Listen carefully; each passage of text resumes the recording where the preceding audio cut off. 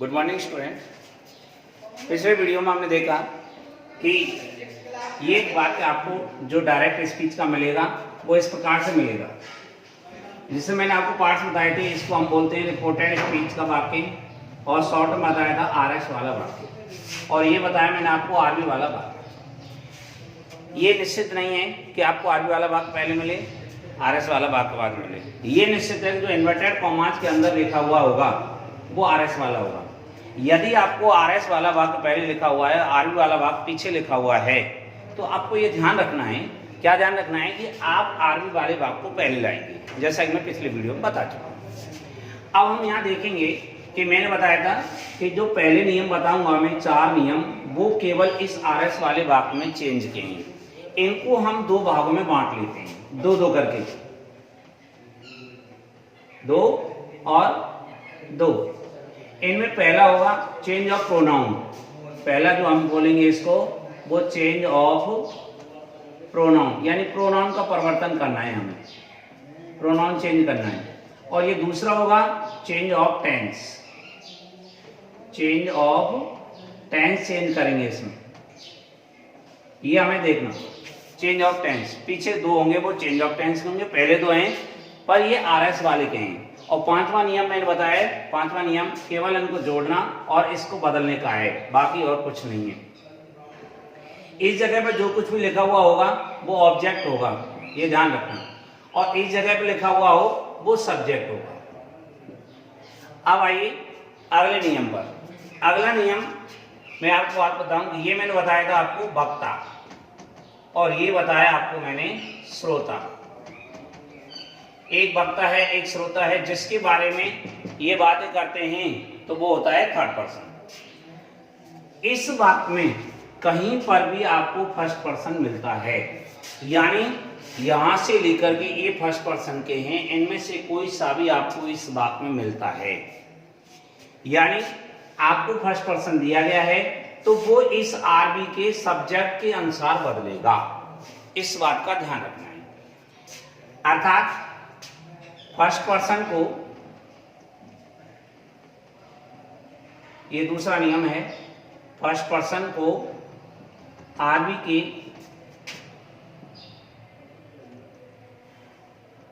के कर्ता के अनुसार, ठीक है।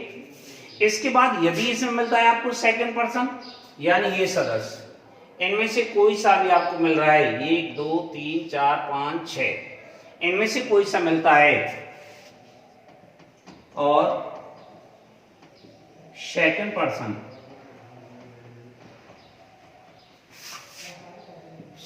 पर्सन, को आरबी के कर्म के अनुसार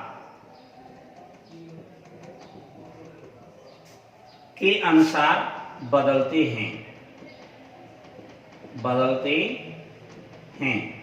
परंतु एक बात ध्यान रखनी है, परंतु क्या ध्यान रखनी है कि जिस फॉर्म में ये फर्स्ट और सेकंड पर्सन दिए जाएंगे, फॉर्म का मतलब सब्जेक्टिव फॉर्म है, ऑब्जेक्टिव फॉर्म है, रिलेटिव प्रोनाउन है, रिफ्लेक्सिव प्रोनाउन है, पजेसिव प्रोनाउन है, इनमें से कोई सा भी जो दिया गया हो, जिस फॉर्म में दिया गया हो, उसी को हम उसी फॉर्म को लेकर के आएंगे, किसकी, सब्जेक्ट की या ऑब्जेक्ट की। परंतु फर्स्ट एवं सेकंड पर्सन जिस रूप में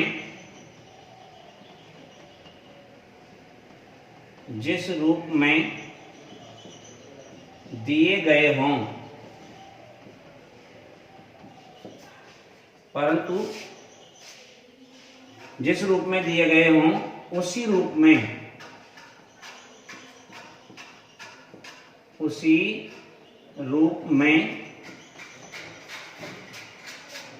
दिए गए हों, उसी रूप में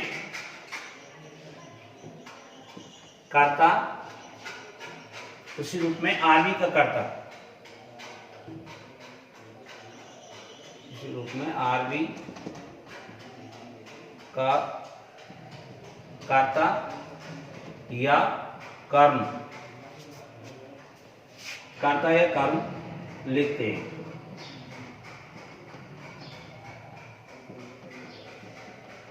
कर्ता या कर्म लिखते हैं। अर्थात जैसे देखो यहां पर मिल रहा है हमें आई, सबसे पहले हम देखा आई, आई यानी फर्स्ट पर्सन। ये मैंने आपको कॉलम बताए थे, कौन से कॉलम का है, आई पहले का। और इस आई को लेकर के हम आए किसके पास, ही के पास। आई पहले नंबर का है। ही वाली लाइन में देखो, ये ही वाली लाइन है, ही वाली लाइन में आई का जो ये आई सब्जेक्ट है तो ही का सब्जेक्ट ही होता है। अर्थात हम आई की जगह पर ही लिखें क्योंकि यहां पर ही लिखा हुआ है। यदि इस जगह पर और कोई सब्जेक्ट होता तो हम उसी के अकॉर्डिंग यहां लिखते हैं। इसके बाद आता है हमारा यहां पर ये रहा योर। योर कौन सा पर्सन है, योर पर्सन है सेकंड पर्सन। सेकंड पर्सन को हम ले जाएंगे ऑब्जेक्ट के पास, ऑब्जेक्ट के अकॉर्डिंग चेंज करेंगे इसको।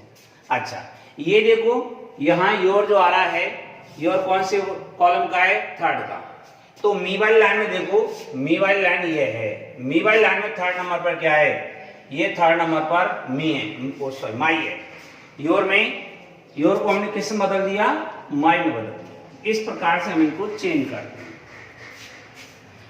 हैं। अब ये तो हमने फर्स्ट और सेकंड पर्सन की बात जानी। यदि हमें थर्ड पर्सन दिया गया हो तथा थर्ड पर्सन होने पर,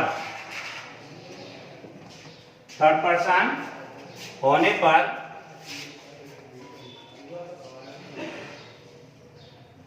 पर्सन होने पर कोई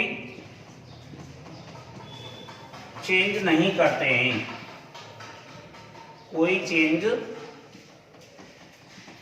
नहीं करते हैं। अर्थात उसे जो के तो लिख देते हैं, कुछ भी नहीं किया जाता है, एज इट लिख दिया जाता है। Third person no change. इस वजह से इसका रीजन है कि हम इसको सन बटे 123 का नियम कहते हैं।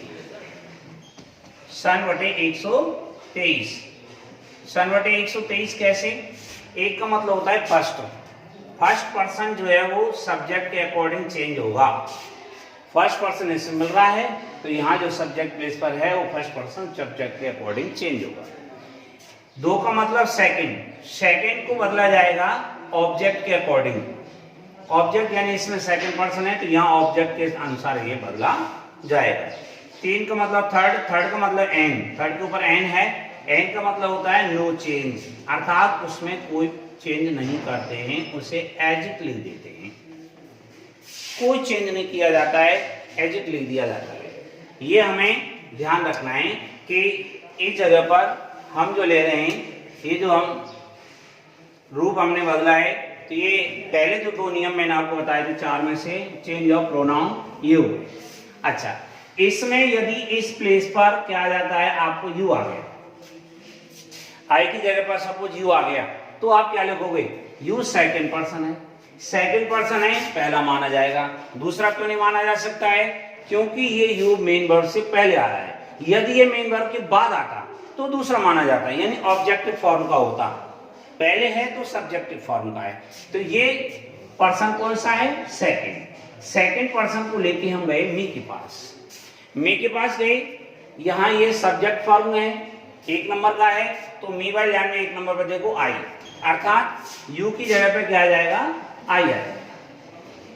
तो ये हुआ हमारा चेंज का।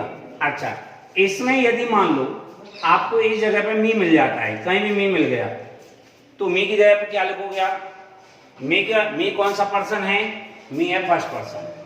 फर्स्ट पर्सन आरबी के कर्ता के अनुसार परिवर्तित करते हैं, इसको यहाँ लाओ, कर्ता के पास लाइए, इसका नंबर देखो, इसका नंबर है 2, मी का 2 नंबर है, ही वाली लाइन में 2 नंबर देखो हिम, तो यहाँ क्या आ जाएगा, हिम आ जाएगा, इस जगह पर हिम आ जाएगा और हम इनका यूज कर लेंगे। ऐसे हमें इसको चेंज ऑफ प्रोनाउन है ये प्रोनाउन हमने चेंज किए हैं। यदि इसमें कहीं भी थर्ड पर्सन आता है तो एज इट लिखा जाएगा। थर्ड पर्सन में ये जितने भी हैं यहाँ से लेकर के ये सभी थर्ड पर्सन में हैं, और उसके अलावा कोई भी नाम इत्यादि आता है तो वो थर्ड पर्सन होता है, उसमें हम कोई चेंज नहीं करते हैं। इस बात का विशेष रूप से ध्यान रखें। तो आप इनको, ये आपको मैंने कल नोट कराया था, आज इसको नोट करें जल्दी। और नोट करने के बाद फिर मैं आपको आगे का वीडियो बताता हूँ, आगे कराता हूँ इसको। देखिए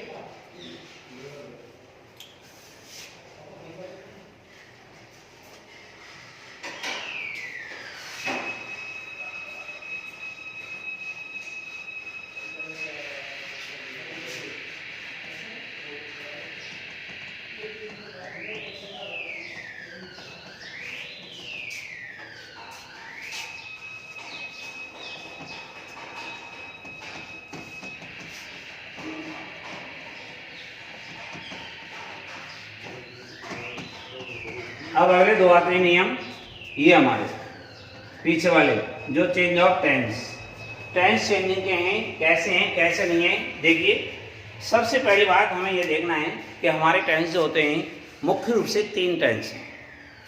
इनमें से एक के 4 अनुभाग हैं, इंडेफिनिट, कंटिन्यूअस, परफेक्ट और परफेक्ट कंटिन्यूअस। ये 4 अनुभाग हैं। तो एक के 4 अनुभाग हैं तो 3 के कितने हो गए, 12 हो गए। खैर अब आइए हम यहाँ देखते हैं कि जो हमारा प्रेजेंट टेंस है वो पास्ट टेंस में जाएगा। प्रेजेंट के 4 एज इट पास्ट के 4 में चले जाएंगे। जैसे प्रेजेंट इंडेफिनिट है, पास्ट इंडेफिनिट में चेंज हो जाएगा। प्रेजेंट कंटिन्यूअस है, पास्ट कंटिन्यूअस में चेंज हो जाएगा।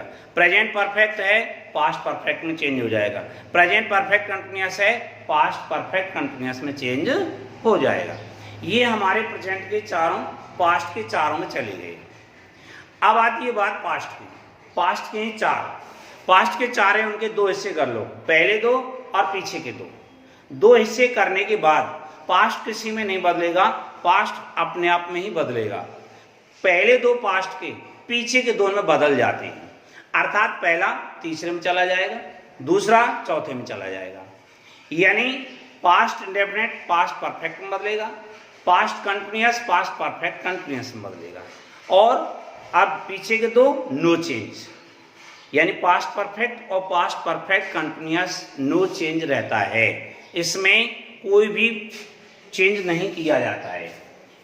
ये मैंने आपको, अब इसका बताता हूँ मैं आपको, एक चार्ट बनाता हूँ और चार्ट के हिसाब से देखिए आप कैसे कैसे आप इनको चेंज करोगे।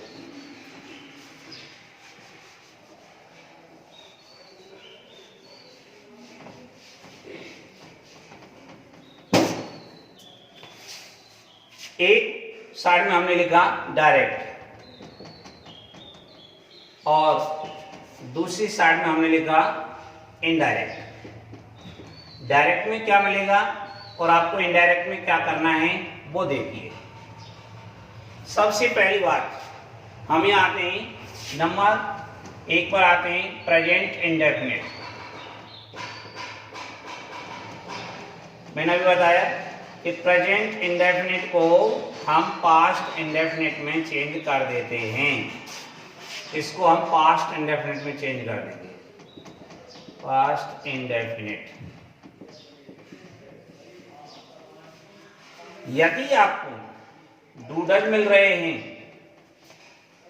हेल्पिंग वर्ब डूडज मिल रही है, ये पास्ट प्रेजेंट इंडेफिनिट की बता रहा हूं आपको, डू या डज मिल रही है, और इनके साथ में नॉट लगा हुआ मिल रहा है, ये फुल नॉट हो चाहे नट वाला नॉट हो, इनमें से कोई सा भी नॉट आपको मिल रहा है, प्लस उसके बाद यहाँ होगी मेन वर्ब की फर्स्ट फॉर्म। यदि डूडज हेल्पिंग वर्ब के रूप में आते हैं तो डूडज के साथ नॉट हो और चाहे मत हो, मेन वर्ब की फर्स्ट फॉर्म आएगी। यदि डूडज के साथ मेन वर्ब, डूडज के साथ नॉट है तो हम क्या करेंगे, डूडज के स्थान पर डिड लगा देंगे और इसके साथ नॉट या नट वाला नॉट कोई सा भी जो होगा उसे लगा दिया जाएगा। जब ये डूडज डिड में बदल जाएगा तो मेन वर्ब की फर्स्ट फॉर्म एज इट लिखी जाएगी। क्यों? क्योंकि डू डज के साथ फर्स्ट फॉर्म है तो डिड के साथ भी फर्स्ट फॉर्म यूज की जाती है। डू डज डिड में कब बदले, जब नॉट आया। यदि मान लो कोई जरूरी एक साथ डू डज आ रहे हैं और नॉट नहीं आ रहा है, फिर क्या करेंगे उस स्थिति में? तो ये ध्यान रखना है कि ये शर्त है एक तरीका से, डू डज के साथ यदि नॉट आ रहा है तो डिड आएगा। यदि डू डज के साथ नॉट नहीं आ रहा है तो इनके साथ जो फर्स्ट फॉर्म आ रही है उसकी सेकंड फॉर्म करेंगे, ये ध्यान रखना है। तो ये काम होगा तो ये नहीं होगा, और जब ये नहीं होगा तो ये होगा, इस बात का ध्यान रखना है। इसके बाद ये तो मैंने बताइए इंटरोगेटिव और नेगेटिव सेंटेंस की बात। अब मान लो हमारा वाक्य सिंपल है, तो सिंपल वाक्य में डू डज का प्रयोग नहीं किया जाता है, वहां पर मेन वर्ब की फर्स्ट फॉर्म या फर्स्ट फॉर्म में एस या ईएस का यूज होता है। तो जब हमें यहाँ दिया गया हो तो मेन वर्ब की फर्स्ट फॉर्म में एस या ईएस है, तो हम क्या करेंगे, इनमें हम सेकंड फॉर्म यूज करेंगे। डू डज के वो सॉरी फर्स्ट फॉर्म हो या फर्स्ट फॉर्म में एस या ईएस हो, हम उसको सेकंड फॉर्म में चेंज कर देंगे। ये मैंने बताया आपको प्रेजेंट इंडेफिनिट। अब बात आती है पास्ट इंडेफिनिट की। प्रेजेंट इंडेफिनिट सेकंड लो, present continuous. Present continuous. Sir आप अपने स्टॉप कर देते हैं, 16 मिनट कंप्लीट है। इससे आगे हम नेक्स्ट वीडियो में आपको बताएंगे किस प्रकार से चेंज होगा, किस प्रकार से नहीं होगा। नेक्स्ट वीडियो को आप अवश्य देखें।